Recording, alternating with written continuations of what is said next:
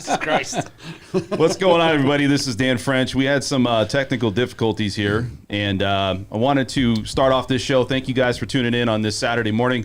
And we have a full show today. We're going to talk a lot about what's happening with buying a home, and don't lose your mind, really, or your head in buying in this housing market. And we have a full studio today, and I'm going to be introducing each one here one by one. We got a familiar face, which is Mr. Matt Shield.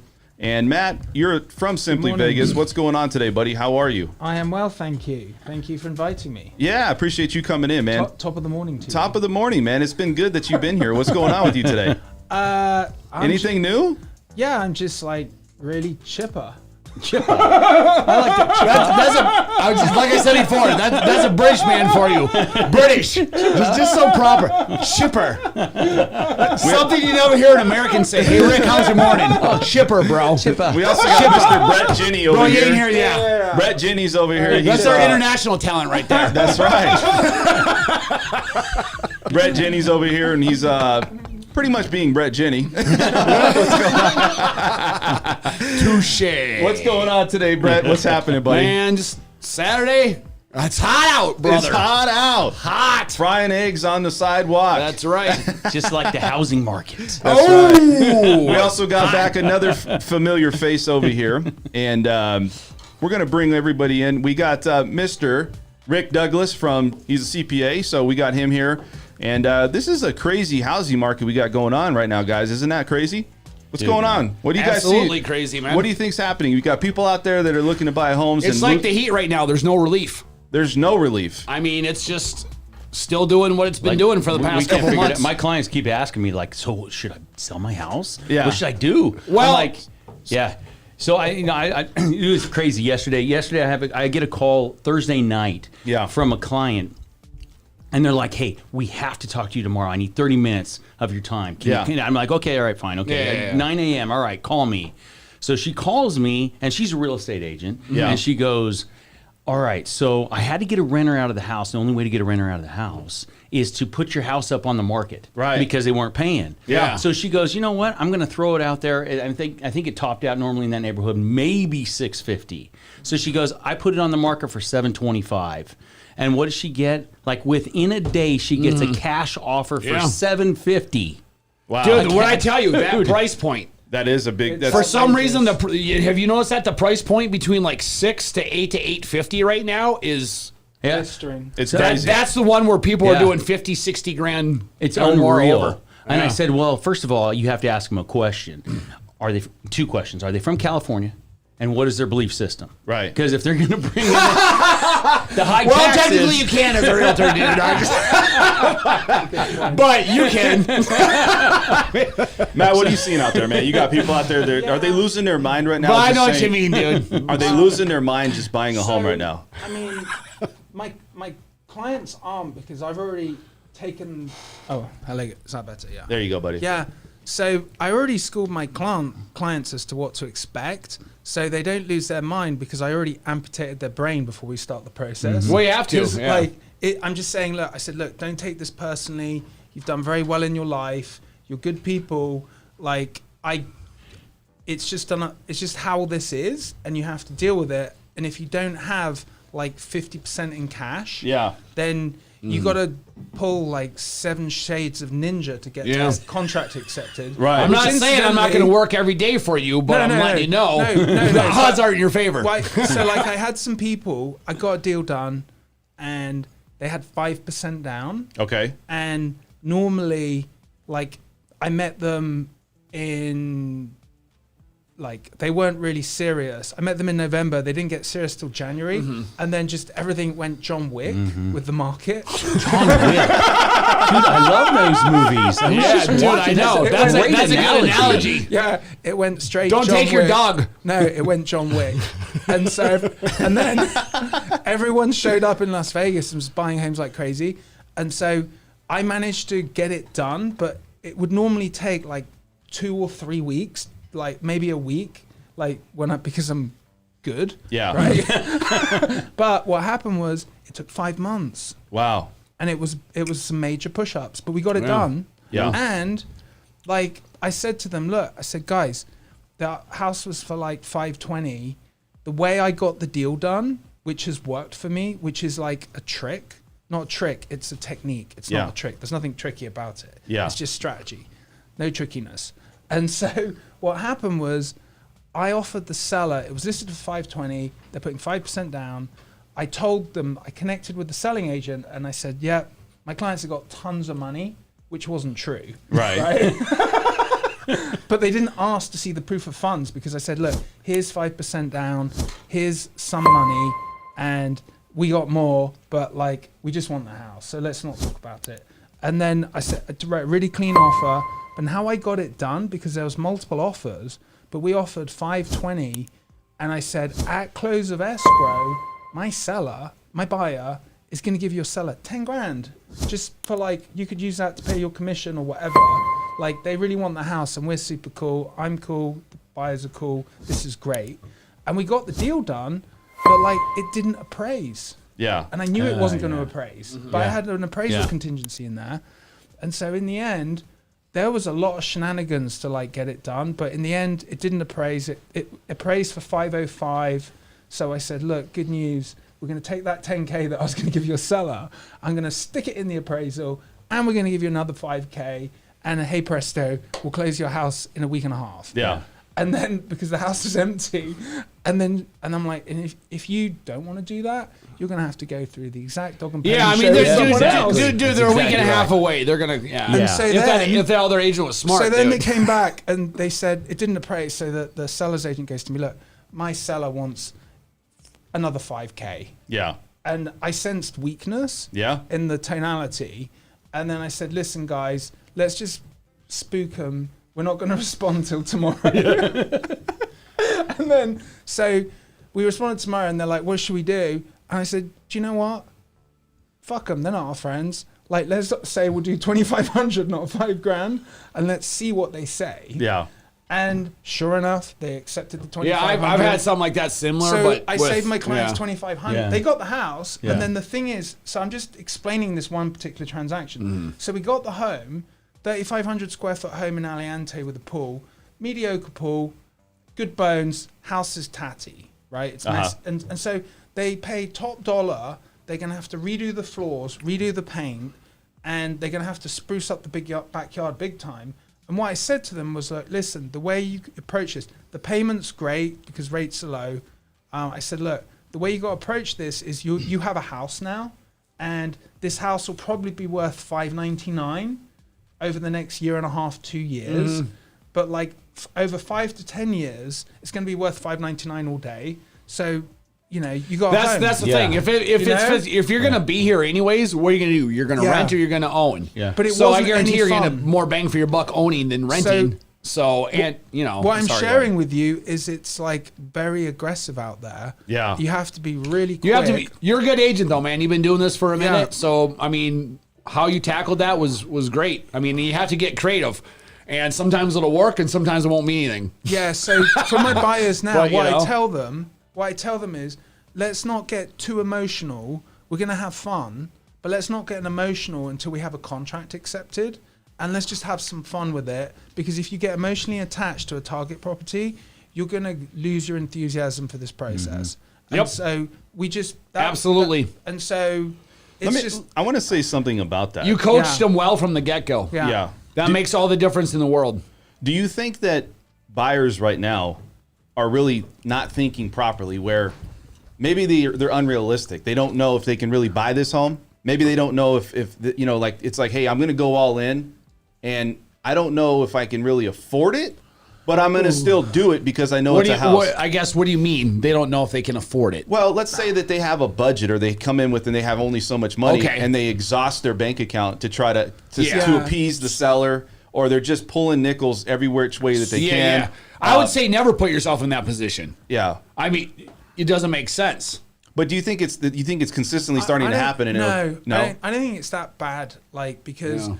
the people just want the home. They're fully underwritten. Yeah. It's in their budget. They're doing it.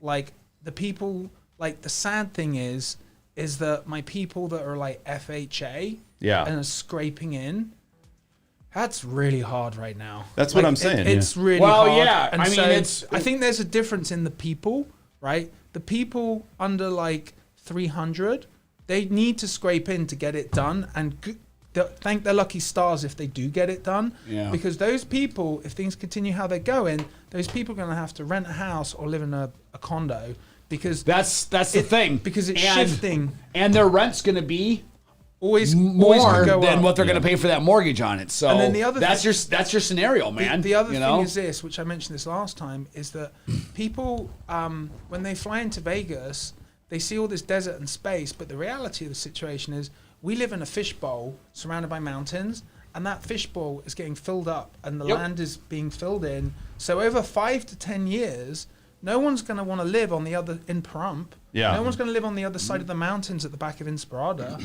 Like, there's some big tracts of dirt in North Las Vegas which they can release. We're a valley, and look at Southern LA. I mean, Southern California. Sooner or later, every valley gets filled. Yeah, so Sooner or that's later, 5 to 10 year you know? frame, you know. So, but the people, in answer to your first question, which was, are you seeing people scrape stuff in? Like at the, over 400 and up, 700, etc. They're making a financial decision. They've got X amount of cash to put down, and it's just they need shelter. Yeah. So, and they're going all in.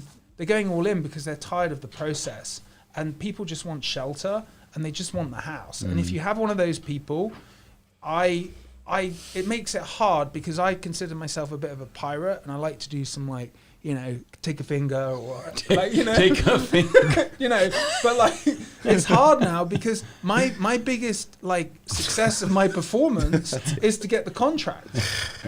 Whereas normally I'd like Yeah, no. That's what I say right now. I'm like, dude, the fact that I used to be able to negotiate. I used to be able to do all those things. Yeah. Now it's getting you Can I say acceptance. though, that's when I'm representing a buyer. When I'm representing the seller, it's the same, but it's just different. Yeah. It's a different battle. Yeah. What are you seeing out there, Rick? I mean, you talk to a lot of people, right? I talk to a lot of people, and I tell you, they everybody's asking me, and I'm like, I wish I could tell you because who knows what happens? Maybe it crashes like it did in 2007, 8, or whatever. Yeah. And I'm like, and I just gave you the wrong advice. So I've struggled to give some good advice. It's hard to give. I say to my people, Unless you have a cash offer for $750 on a $650 house, and I'm like, that take it is and silly. run. Absolutely. Yeah, I mean, dude, that's kudos for you. What were you saying? Go ahead. I was gonna say, oh gosh, I can't remember. I lost my train. I was gonna say something about what you just said, but I mean, here's the thing though that I kind of want to bring up, like talking about. So, lumber cost is now 4 times what it used to be, and so do you feel like we're actually going to continue to build homes? And if we're not going to continue to build homes because the cost is so high, is the housing market just going to continue to go up like that? I mean, Dude, who knows? We're in, so go ahead. I'm sorry. oh Man. no, after you. We're in uncharted territory. right. It's a combination of a lot of different things. So to me, when I moved here in 2009, it was the fact that Las Vegas is not LA, Yeah. but we're next. Right. Because just using how humans work, right? So so that's starting to happen now, right? Like to a full effect. It's been happening, but it's really coming full court press right now. And you still have the same, so you have a record number of permits being pulled to create new homes, but that's still only the same amount of permits that was our record last time in 05, 06. But there's literally 3 times as many people moving here now. Yeah, but I think a lot of people are panic buying, don't you? Well, I would say yes. Here's the thing. I would say people yes. need to understand there should be like 15,000 homes on the market right now. There's 2,500, dude. That's like I can't even explain to you how. So does that mean that is it because they can't sell the homes because they think they can't because they have renters in there not at all. It's So here's the thing, okay? You have equity built up in your house. I mean, anybody who's owned for the last couple of years and before, I mean, it's common sense. Man, you've got equity right now. Who would not think about trying to cash in on some of the equity? But what stops a lot of people is the fact that they've got to move on to well, another first of all, house. you had COVID, so even if they were making their mortgage, they didn't know if their job was going to be next. Yeah. So you had that for almost a year. And then you have people where it's like, okay, man, I've got 150 grand equity in my house. Great, but now you got to buy into that same market. Yeah. So I always say, listen, if you're going to cash out, dude, you'll never go broke cashing out. Never go broke cashing out. But you should rent then for the next couple of years. That's your smartest financial move. So here's what I feel is happening. Honestly. No, I know, and I agree. And actually, Yeah. I told these people like, Yeah. I mean, they actually had another home too. They Well, had two there you homes, go, but- man. Which so Yeah. it worked out. However, I'm feeling and I'm seeing and I'm hearing and the people I'm talking to is that because of these cash offers, and if you go to Southern Utah, it's kind of the same way. Like, Yeah. they have people coming in that have sold in markets. It's that got to are, be so enticing for them. Yeah. Well, they're selling in markets such as California, and they've gotten 3 to 4 or 5 times what the price of the homes are here. Right. And they come in, they're like, Still cheap. So still cheap. my- I'll drop cash. My sister-in-law, Still cheap. And they're beating everybody out in town. my sister-in-law lives in Madison, Wisconsin. Her and her husband put their house on the market for $360,000 and they sold it for $410,000. Yeah. That's 50 grand over in Madison, Wisconsin, dude. It's across the whole country right now.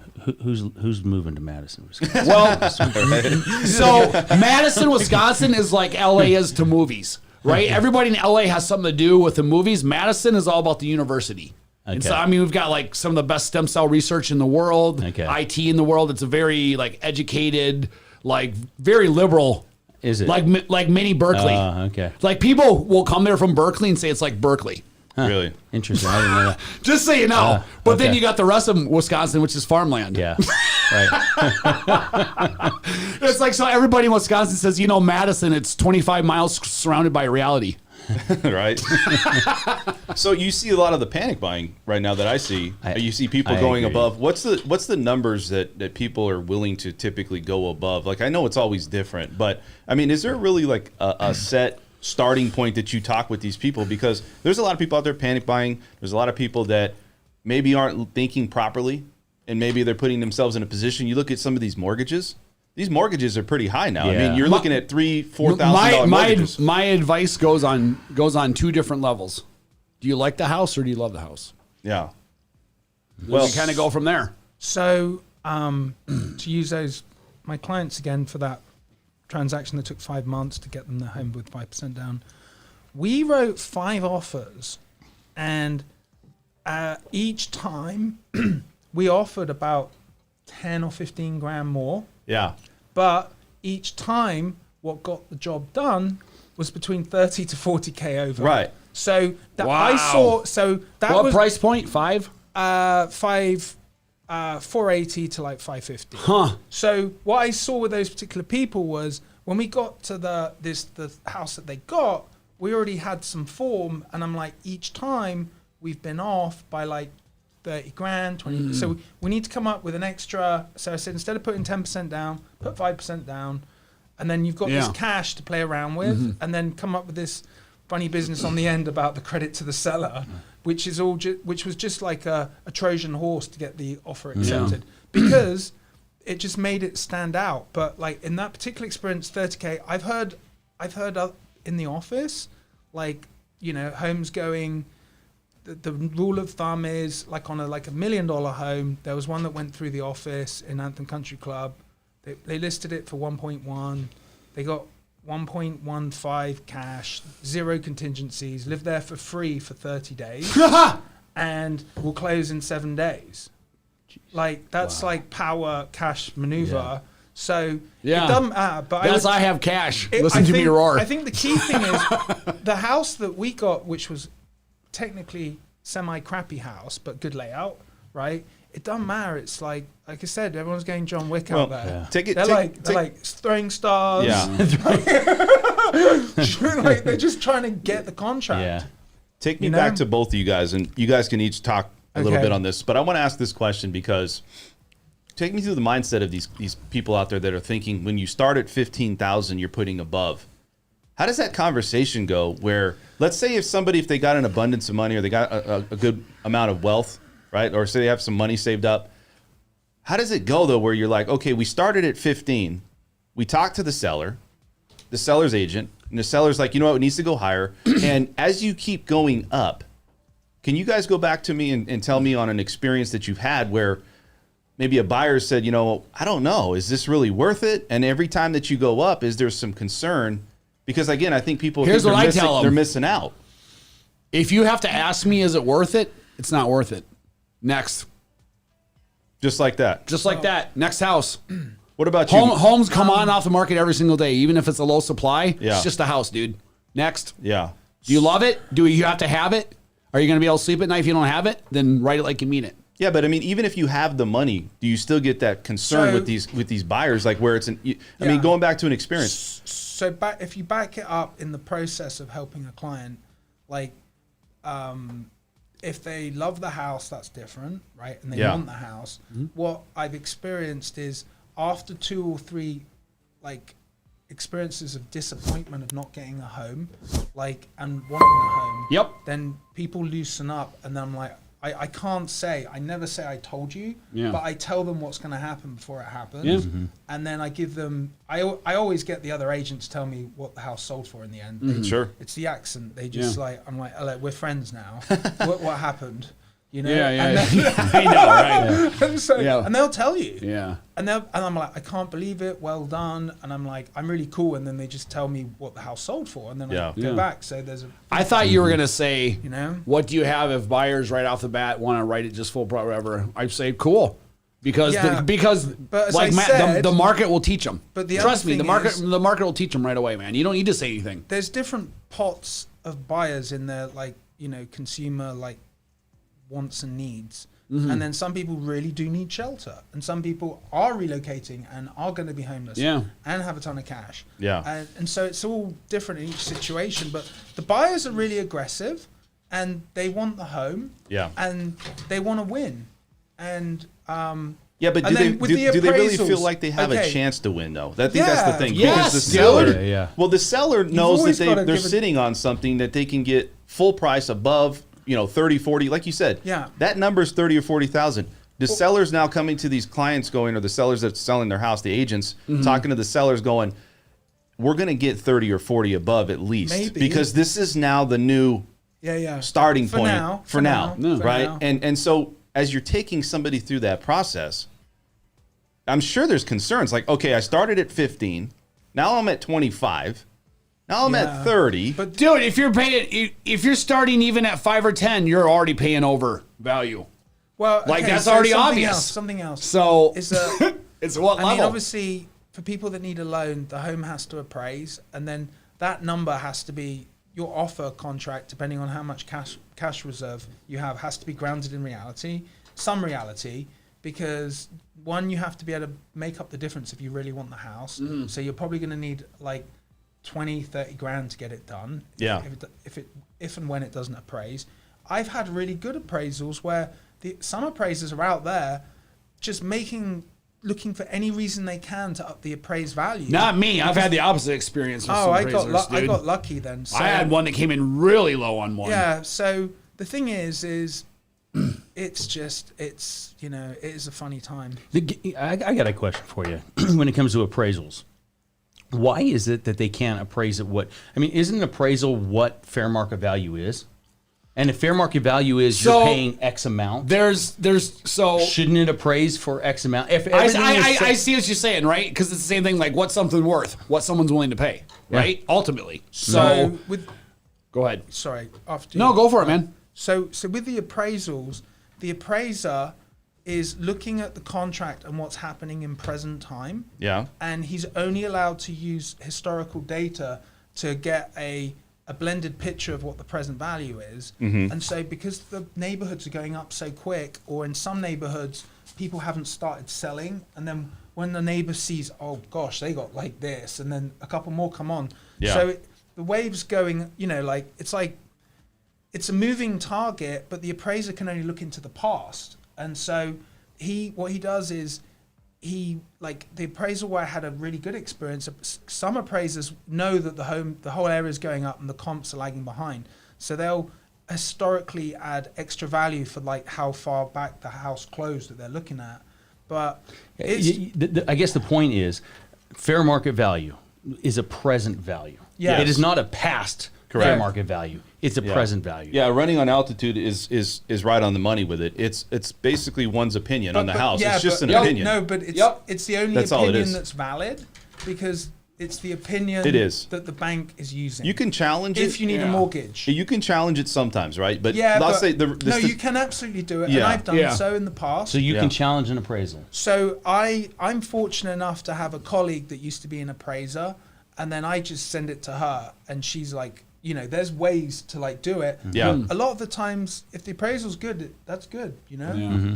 Well, But here's yeah. the worst thing. Here's the worst thing is that as a buyer's agent, I disclose to them the range of where this might go. Sure. Because I say, look, if we get to the appraisal and you decide not to do business, we just wasted $1,000 and like 2 weeks of time 2 weeks, and your emotion. So like we need to know what we're getting into, and if you want to play poker and how much chips you got. We just need, we need to know our position going into it and not kind of get it revealed later. but do people or what back you're out? willing Like, to do. meaning you start this conversation, right? Yes, And- I just had a buyer do it. Yeah, on because one of my it's listings. just I can't do it, right? Like for instance, Rick, if you were buying a home, like you're a CPA, if you're buying a home and you're out there, you know that this starting point. Let's say that you're the average buyer out there, or just say, let's say your position in general. Do you feel like overpaying for $40,000 is something you would go through? I probably wouldn't. You probably wouldn't, right? Oh no. What if it's And I'm sure you a can do it. $1 million house If it was $1 million house, and the cheapest house you've ever seen from where you came from? You do it without thinking twice. Well, I think it's a case by case, but I Yeah. think also too that if we're talking about people that Just are say panic never buying, say never. like you would sit there and look at it and go, well, I'm not going to panic and buy myself in this market, Yep. even though I Yeah. can afford it. And I think that's the thing is, are you feeling like you're missing the boat, right? Are you missing out on the opportunities that there's not going to be any homes? I've had clients that call me a year ago, and they're kicking themselves because they didn't buy a year ago because they should have bought at that point. But again, it has to make sense. You know, if you need a primary residence, you need a primary residence. But what is the right time? If now's not a good time, let's say, is there a right time for somebody to say, you know what, do I wait for the market to come back down a little bit where you see the prices come down? Or do you say, you know what, either you're going to panic buy or you're going to come in this market because Las Vegas is desirable, you're going to continue to see the panic buying happening? Like, what do you guys think? Do you think this is going to be a continuous pattern, or are we going to see a direction going the other way? I think anybody who's going to tell you for sure what's going to happen 2 years from now, you need to run the other way. Well, it's panic buying today. So- Yeah. So I mean, it's more like, you know, well, I know what you mean. I'm just throwing that out as a general rule for as a statement, Right. a disclaimer, I guess. You know, listen, I don't see any signs of anything changing right now from what's going on anytime soon. I'm not saying that. I mean, when the coronavirus came, that was out of nowhere, Right. So I can't say that forces of nature or whatever that you know happen in this world can't happen. You know, I mean, we're always susceptible to that, but I just don't see. I see the demand continuing. yeah. It's just a matter of how many homes can we get on the market. Well, You know, I mean, really at this point, that's kind of my only thoughts on it. Is it's going to be a while before it kind of slows down. I just think that I think people, when they get to a point though where you're going through this process, do you really feel that you're connecting with them? Where, and I'm sure you're real estate agents and you know how to connect with them, but understanding the concern or maybe feeling Yeah, like I maybe they're understand. uncomfortable. Yeah. Maybe it's an uncomfortable position to be in where you're like, hey man, I'm going to tell you, or anybody. it's We're at 15. We it's go what- to 30. yeah, Are these people like, you know, starting to sweat? And, No, Yeah. I mean, no. I mean, are they concerned? You know, like, why am I doing this? And is this normal? No. And especially for buyers that maybe don't have extra assets. I you can know? tell you Yeah. right now, no, it's not normal. But well, I We're would not in say a normal that market. people, prospective buyers that need a renting currently and or getting on the ladder for the first time, they got to get their arse in gear to get it done, and they've got to be graced with luck to get a property if they're only putting 3.5% down, and they've just got enough to cover closing costs. Yeah. That's a major push up, right? Those people need to get a house for sure.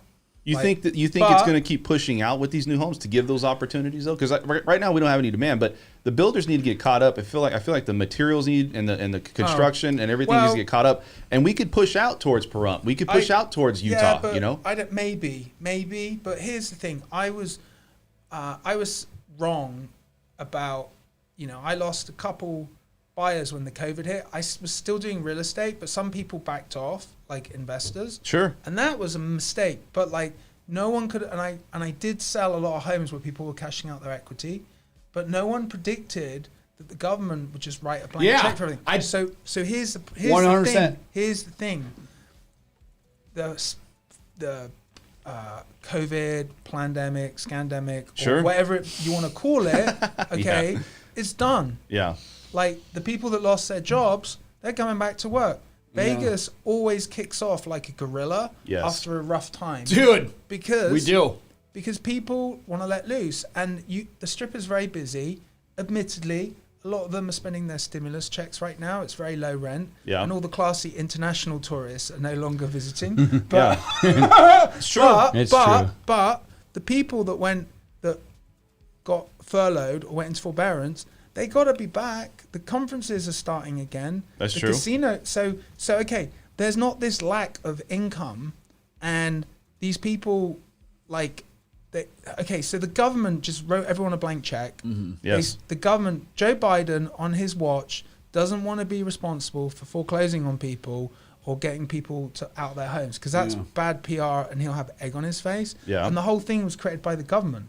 So, by their decisions, right? So next year, right, I don't think there's going to be many more homes coming on the market because he's going to order no one's getting notice of default. Their credit's not being affected. I agree to a point. With that moratorium, I don't know how much that's going to affect the economy here. The local. No, it's not. Right. It's not. But whatever happens, I don't think we're going to get more homes in the future because there's going to be a governmental funny rubber stamp and everyone's approved for their refi. Yeah, but there's two things. You're absolutely right. There's two things I look at, though, is one is people are going to get back to work and consumer confidence is going to be there. Also, people are going to want to now list their home because that confidence has been instilled. Yeah. So now you're going to start to see people list their home and then they're back to work. Now, one of the things you have to look at is what is the outcome, though, of the moratorium? We talked about this before.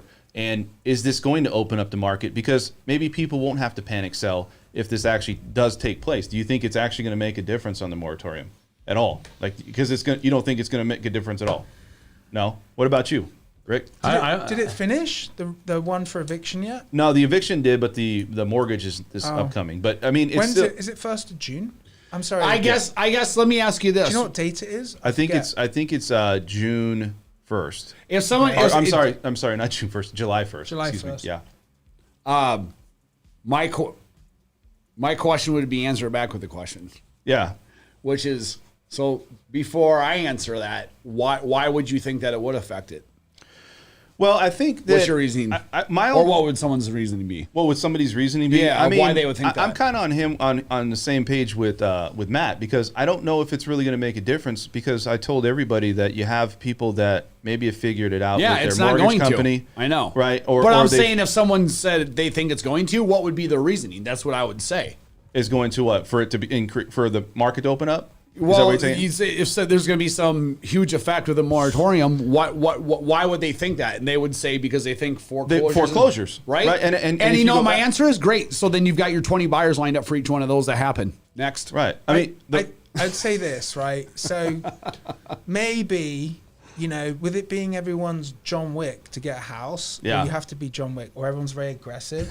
It's possible, right? Here's the thing: it's possible there could be some type of black swan event where we're talking about a tower of Jenga. Yeah, that's been built up. Yeah, and they pump the cash on the street. Yeah, forbearance, furlough, stimmy money coming down the strip, spending your stimmy money down on the strip, busy strip, but not spending what they were spending. Yeah, right, different crowd altogether.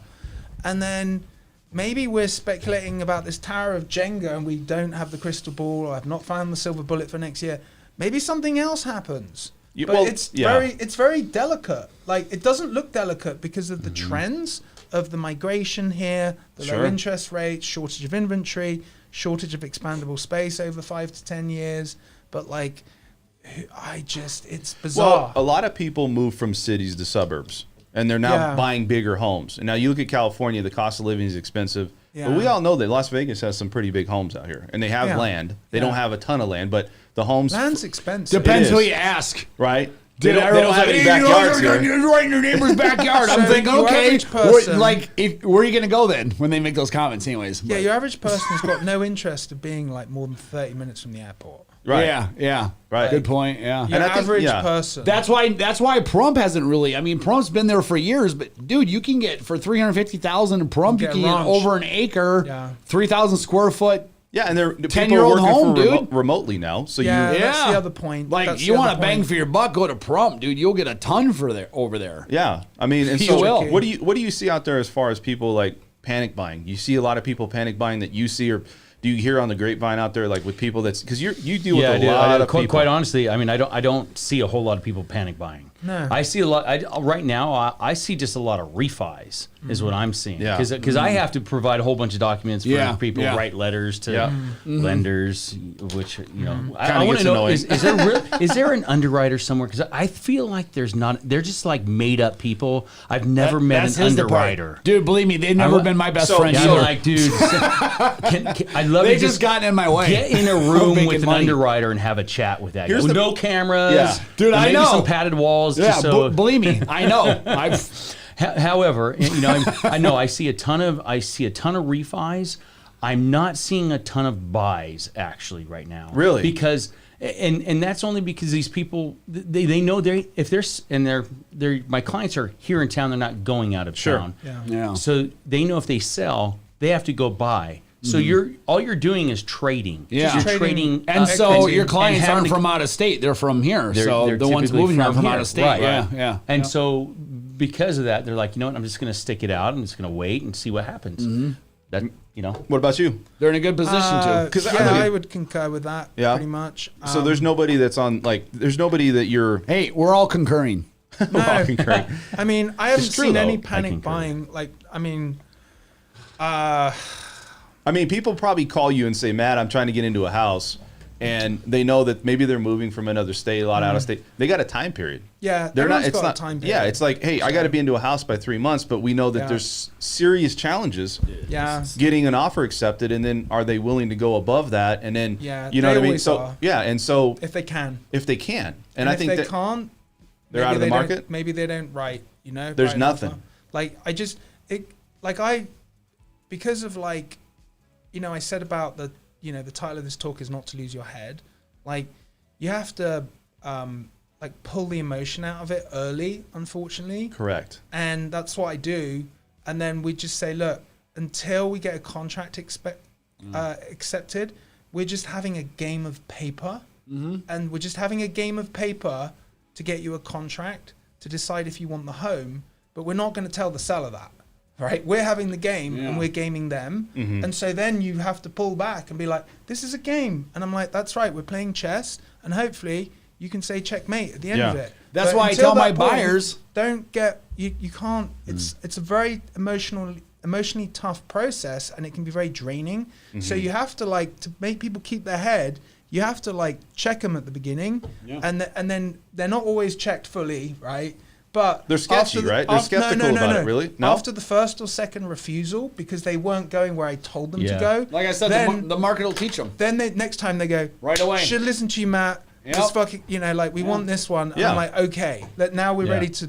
Now But I do can you get get it done those for you. buyers that are like, you know what? It's like, hey, right off the bat, I'm gonna say, you know what? I'm not interested. Like, you told me what's needed, Yeah. and I'm just Yeah. saying, you know Not what? I'm drawing really. I would prefer that. drawing a line in the sand because Trust Yeah. me. Yeah. I'm not willing to do that. So Yeah. it's never a process well, of here's the thing. Like, with those, like, I'll help people however they request to be helped. Like, as long as I think it makes sense for them. But my response to that is that people, if they need shelter, they'll do it. But, like, as an agent, my job is to, like, I can't educate them right out the gate, and we've got to go out into the field. So I got to see them in the field, and then they got to experience the battle. And then if they're still interested, then we'll get them the house. But, like, I don't make people do anything, and it's horrible. I never, like, am salesy Yeah. with that stuff, because it's unattractive and it's not real. Yeah. Correct. And that you need to like have authentic, Because it's not who it's you like are. Conjecture. Yeah. So let me. I'm going to throw something else into this mix right here. Yeah. So with the way the economy is going, and what really I think is going to start to happen, especially with inflation, 4.2%. For sure. Interest rates are going to start to rise. So interest rates rise, your note is going to go up, and you're going to and that cost of that house is going to either come down or. Yeah, I guess my point. I didn't say this well enough. I get what you're saying, but you can buy a much more expensive home now because the interest rates are around 3%. Yeah, correct. Yeah. Okay, so when I started entering the market back when I was, you guys probably weren't even born yet. Yeah. We're talking about 8 to 9% interest rates. Yeah. Think of what if you buy a $300,000 house at that rate compared to a $500,000. Imagine saying that house. interest rate to someone right now, Right, Like, especially a first-time home buyer. They'd probably flip you off and walk away. Yeah, they'd And say be like, that "No, that's never existed. I mean, like this is unheard of interest rates, right? Yeah. So what you're saying Now is it you're is. losing your purchasing power. Yes. Yeah. Because now rates exactly. are going up. If you need a loan, your payment's higher. That's the thing, dude. Interest you're- rates are so cheap. That's the thing. If you think about it, just think about if the interest rate is this low. Look at your monthly mortgage. Yeah. Okay, and that's what you got to go. Okay, what can I truly afford in that monthly mortgage? And it may not be about the price. If you really do have to get a house, you're going to have to get a house. Yeah. You need shelter, like you said, Matt. Yeah. So let's say, okay, well, yeah, I can afford $2,500, or I can afford $3,000 a month based off of this, and that's why there's a qualifying process, right? Sure. But if you think about that $700,000 house that now you're paying $3,200 a month for. If those interest rates were back at like 6-7%, which were still low back in the day, I mean that's a $4,500 or $4,700 a month mortgage payment. So we have to kind of look at, hey, interest rates are really low. We can buy that higher house. Yeah. I get that. If you just stuck at that interest rate forever, you'd be okay. Yeah. So. But I mean, there's still record lows. I mean, even though they're going up, there's still record lows. And like you said, I have such an increase in people refinancing. The equity position in homes is astounding, right? Yeah. Matt, going back to talking about situations with people and the housing market and Yeah. what we were talking about with the panic buy. When is the last time you've had a client where they've given you an objection where it says, I don't want to spend over, or have you ever had that? And what is the record that you've had as far as somebody going above? Because we haven't really asked you that question. Yeah. I'm not really like, I mean, how can I say this? Like, I don't mess around. You're right there and you're just on it, right? I'm like, it's probably a waste of time. We can go out and we'll write a couple offers, but you're not serious. But I don't say it to them like that. I'm communicating what I'm saying to them, like what the meaning is. I say to them, but I don't say it like that. But I know what you mean, man. When you got fine line you're walking there. it's your come to Jesus talk with them. So the thing is I employ humor as well, right? Yeah, you are. But like, you're a funny guy, man. He's a funny dude. Sorry, what was the question? I got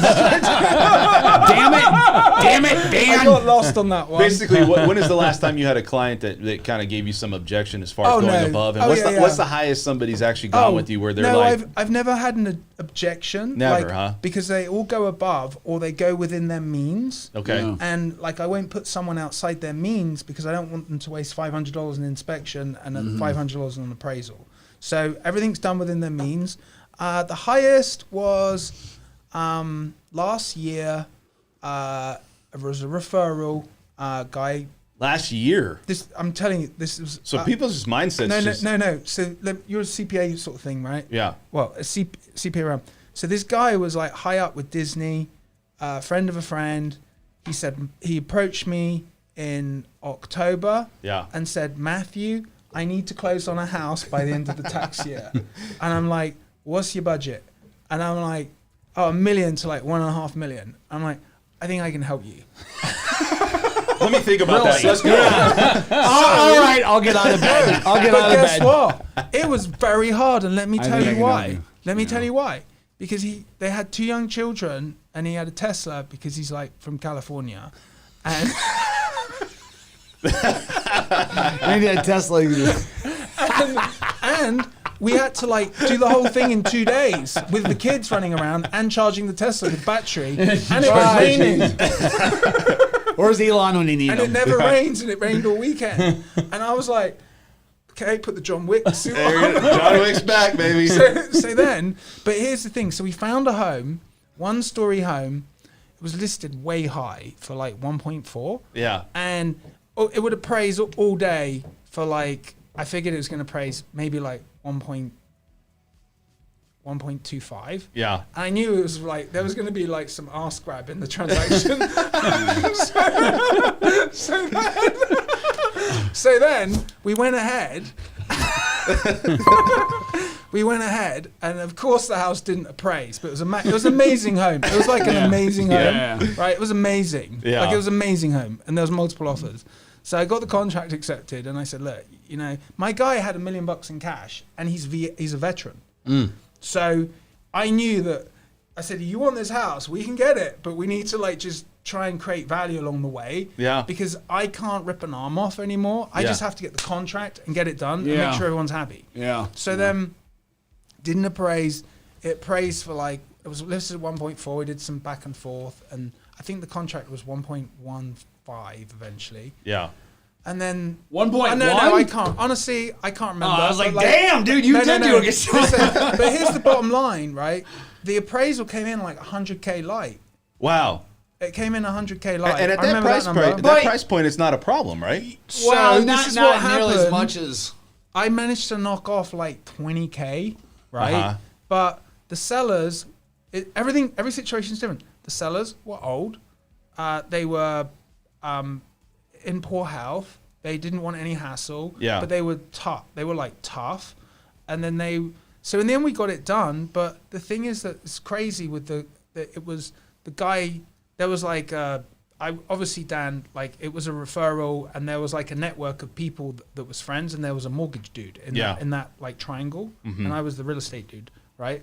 And then he got a VA loan. He ended up coming out of pocket, like he wanted to put 20% down. He ended up, I don't know. 20%, that's crazy. No. But anyway, he ended up coming out of pocket like money. 150, 200 grand. Wow. But his VA interest rate was like something ridiculous, like 2% or something stupid. Yeah. So the payment was still manageable for him, and he just went ahead and did it. And he's very happy. Everyone was very happy. So that's,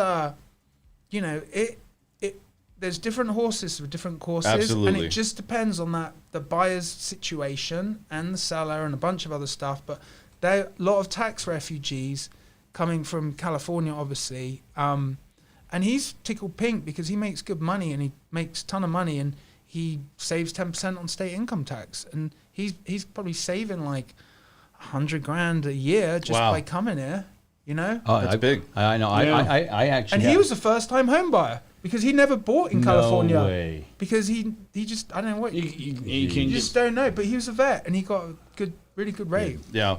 Well, Well, look at the market. Look at the market right now. It's 2,000 homes on the market, roughly. 2,500. 2,500. Somewhere, okay. Yeah. And if you have somebody coming out here and they're looking at homes, do you just automatically, and I'm not saying push them, but let them know this is a tough market to be in when you're buying existing homes? We're going to just start at the new home process. We're not even going to go to existing because it's just too hard. You're going to pay above, and then for new home, you're going to still pay a premium, but you don't have to go above. Yeah, right? you do. You do. So that's the thing, which is explain it. Go ahead. No, after you, Brett. After you. Go ahead, Brett. New homes aren't like they used to be. Okay, explain. So now a lot of new home sites, and I would say well over 50%. It's highest and best. Yeah. So first of all, to find a builder right now that actually has standing inventory or something that's going to be completed in 2 or 3 months is like probably 5%, if even, and in Summerlin, non-existent at all, period, for the most part. So anybody who wants to go new homes right now, you're looking at probably at least 30 days to 3 months out on a waiting list. And so you're on a waiting list. Well, anybody else who's willing to do what the requirements are for that waiting list can join on that waiting list in that 3 months you're waiting. So there could literally be 30 people on a waiting list. So they're releasing 10 lots, but they've got 100 people. Okay. And now it's highest and best. Who's going to come in? The lot premium's 40 grand. Who's willing to give us 50 grand, 60 grand, 70 grand? Yeah. And now, you're getting this model that's a base price at 450. Yeah. How much in upgrades are you getting? Are you getting 50 grand in upgrades, or are you getting 85 in upgrades? Yeah. And all that's going to be considered. So now it's highest and best, literally, except you have to wait 2 or 3 months to do your highest and best. We're resales. We're going to end the show real quick, but I want to ask Matt one last question. So if you're out there and you got a builder and there's a situation, let's say somebody's going, and I think the mindset of people is that they're lucky and that like when they're going to go buy a new home, and let's say they win a lottery and they're in a lottery, it's almost like, is it really something to be happy about? It's almost like when people go buy like toys. Remember like when it's like Christmas and people are fighting for the same toys? Let me tell you a couple things. So my crashing through the doors. My ex-missus, she's selling homes in Summerlin, and she's selling them all, right? And people are just buying them on spec, and they're saying, look, put your deposit down, you get 1 year's appreciation before you have a contract. Who does she work for? Edwards Homes. And Edwards. But I'm not going to talk about this much, but I'm just saying that Edwards. Like what I'm saying is that what I saw is that people are buying like 1 year out speculatively, and I've heard a few people doing that. So that's like a little breadcrumb of like, there's a clue of where this might be going or not, right? So, and then the other thing with the builders is, dude, you just gotta like, it's rough. Like, and it's a whole different game. If there's a multiple, if some of them now, like I took a reservation for one, like 3-story home on an acre with an RV garage, pretty unique. We got on a list. They said it was a reservation. I'm like, and then we get a chance to do highest and best. I'm like, well, technically that is not a reservation. Yeah. Because that is. I know. So then we got it done. The guy paid 55 grand over. The way they do it is they get you 55 grand. No, listen, dude, I told you. They I did. did. Wow. What They say did I how just much- tell you, this dude? is what they say. It's a head-to-head Mexican shootout at the end. Yeah. Right? Whoever the It is, strong dude. I just told you that. John Wick, the Yeah. best man shootout. It's really balls to the wall. Who's ready to then- throw it all out, So man, then- and put it on So line, then dude? this is what they said. I And mean- I felt particularly uncomfortable about the whole situation. But that's when I shifted my mindset that my job is not to like rob for my clients, but my job is to get them the contract and get them what Yes. they want. Because right now there's no robbing. Yeah. Like you have to show up and you'll be like, Yeah. hi. These Like, builders, man. That's they what I love can it. do for you now, we write or you hopefully another do, check? is actually get yours And it accepted. I felt Yeah. particularly uncomfortable, but my Here's client's a very suitcase happy. of cash. Yeah. But my client was happy. Why is he happy? So he's going to be into this property for like he paid 50K on the lot premium over what they were asking, and that's how they bid it out. He said, we are pricing standard, but we have a highest and best on the lot premium. Oh my gosh. So whatever. Yeah, And so right. then, That's the old saying. but guess what? He's happy because it's super unique. This guy works for Tinder, like he's high up, and then he's makes tons of money.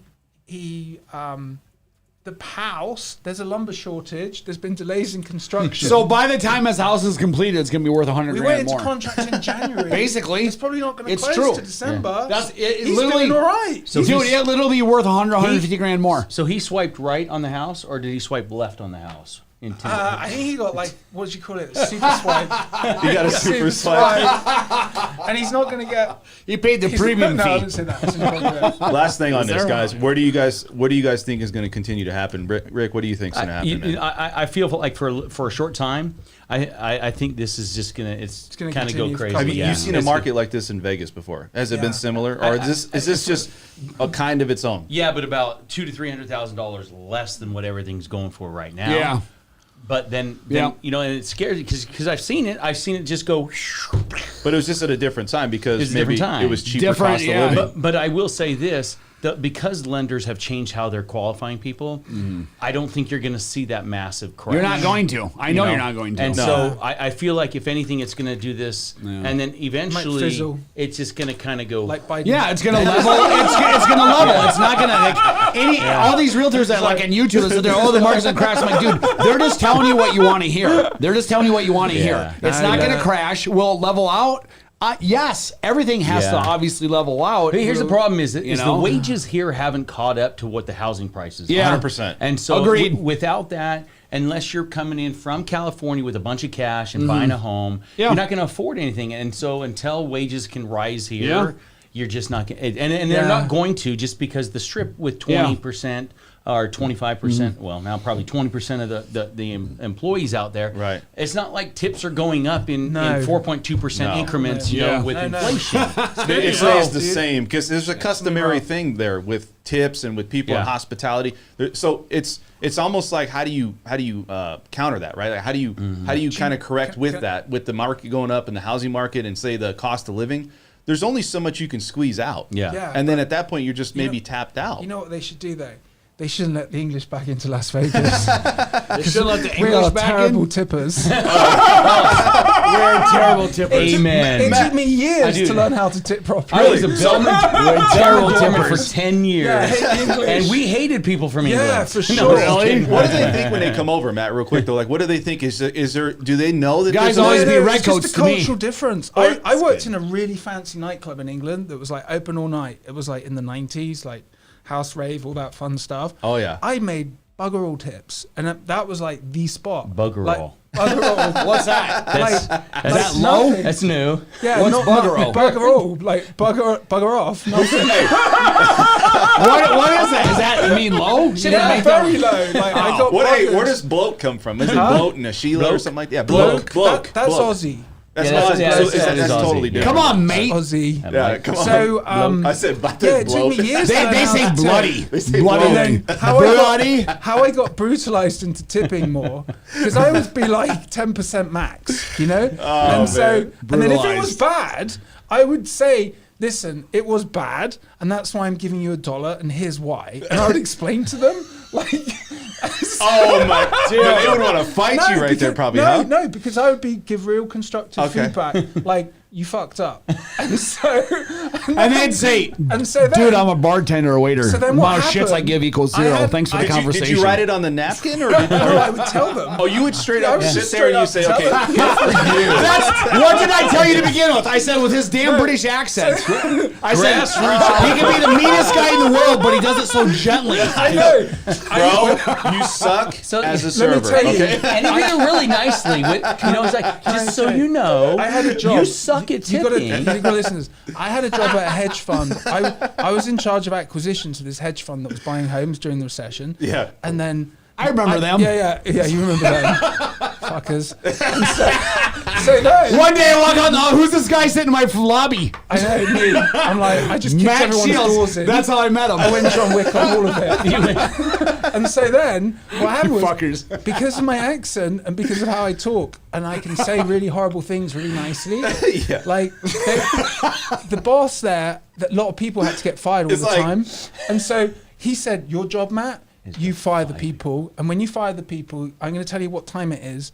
And you have to leave your office door open so everyone can hear you fire them. And then my nickname was the Bad News Butler. The bad news butler. Oh my god, dude, that's funny. Take us to a way that Was you would that, fire was that somebody. Invitation Homes, dude? Take us- The thing is, That was Invitation, right? It would be Yeah. different every time, but it Invitation would, it's Homes? tough, but Yeah. the thing is, most of the people who are firing were like had the potential to earn an enormous amount of money, but they fucked up. I And see. so it was like hard. And then I kind of, that really taught me how to like be like corporate. Yeah. And then the worst thing was I had to fire my best friend, and he was fucking up. he's not your I had best to fire friend my anymore. best friend. We're still good friends. He just texted me, but like the thing is, That's there's that British charm. There's a Like- middle finger I emoji. mean, so I don't know. so just they texted he already has a ton of money, and he didn't take the project seriously. And then, and he's my best friend, and so I had to fucking go to my boss and say, I need to fire Mike. And he's like, I was waiting for you to say that you're Yeah. developing professionally. And I'm like, fuck. So it taught me a lot of lessons. Yeah, I mean it's a different Yeah. world, man. Definitely with Definitely. How that. did you ever start working with Invitation Homes to begin with? Well- because like literally you show up one day For the hedge funds. Yeah, and I'm like Mr. Hedge Fund. Yeah, like he's like, I'm like, who's this guy sitting in my lobby? Because we had, we had all these short sales. Can I tell you a secret? This is crazy. I was like, how do you even? I'd only had my license for a year, and I'd only done 3 transactions. And I just went in, and I just was like, John Wick, and then I went for the. You did in our office? Boom! I'm like, I'm your guy, dude. Like, yeah, like I'm sitting there all of a sudden. I got a theory. It's crazy, why. man. He's like sitting there. I got a theory. How did I didn't even know what I was doing. I think the accent. The accent gets that door opened up more than you think. Well, Matt, I didn't know what I was doing at the time either. It's like all of a sudden there's all this. Look, like if you have an accent, everybody thinks you're smarter. Yeah. I guarantee you. Well, English accent too is a universal language where it's the easiest from what I was reading about. It's the easiest to relate to, right? So, like I don't know if it's just the way the words are presented, how it's put out, but that's what it is. It's how they talk and they like kind of come up at the end. You know, and it's not. There's a lot of different things to say and do, but like I've done a lot of like stuff in different places. And see right there, places. yeah. But what I'm saying is, I'm pretty competent at like getting stuff for people, and like, and I can make people laugh even if I'm insulting them, and so it's these are useful. I think it's your traits demeanor too. Like, demeanor, yeah. It's like you got the accent, and then you're very calm. And it's like, hey, this is constructive. Because you come off as non-threatening. Yeah, it's totally like, non-threatening. Like it's just, it is. Like, was this guy just an asshole? Because I feel really good about it. That's sure Matt. That's Matt's talent. Your accent's probably definitely helped your real estate. Oh, for sure. For sure, Can right? I tell you, I think I mentioned this before, but do you know what the biggest thing that helped me with my real estate? What? Or in America in general, is when I got the American teeth. I doubled my income. Oh shoot! Yeah, They fucking English love the people, teeth. their teeth are horrible. The Americans love wow. the teeth. They love the teeth. Just those 3. Because I used to Yeah. play rugby, I got them knocked out. Yeah. So once I got my teeth done, I it thought- like so it was raised like- my game. This is no. Yeah. I thought. So listen, it's kind of hard selling, like homes with 3 teeth missing right up yeah, front, exactly. Let me say this. Listen up. No, we're about straight, clean teeth, dude. No. Yeah. Well, that's what I was going to We bring are, up. man. I thought you were going to say because you cleaned your teeth. Because there's a lot of people, Yeah, right? yeah. And they- I'm not trying to be No, stereotypical. yeah. But it just seems like English it's people not have horrible Yeah, they have teeth. horrible Well, teeth. it's just Ugh. they're stained, Yeah. right? Yeah, and it's dude. like, well, and I'm not saying everybody, so don't sit here and say I like, gotta go. okay, Sorry. I'm not saying all English are like that, but we're gonna end the show. Sorry, it's Matt's been got great. Matt's got an appointment. No, we'll do it again. Yeah. We'll do it again. You guys have any last thoughts to anybody out there that's watching? No, Stay cool. stay healthy and happy. In the housing market and the temperature. All right, guys. You guys have any comments? Comment in the comment section. Matt, see you Thank later, you. buddy. Nice to You guys meet have a you. good I one. enjoyed Cool. it. Buy Appreciate it. Bitcoin. I'll get You your guys info. talk to you. Thank you for watching an episode of the French Workbench Podcast. If you want to tune into past episodes, please subscribe to my channel now. Also, if you want to look at our audio-only options, we do have iTunes and SoundCloud.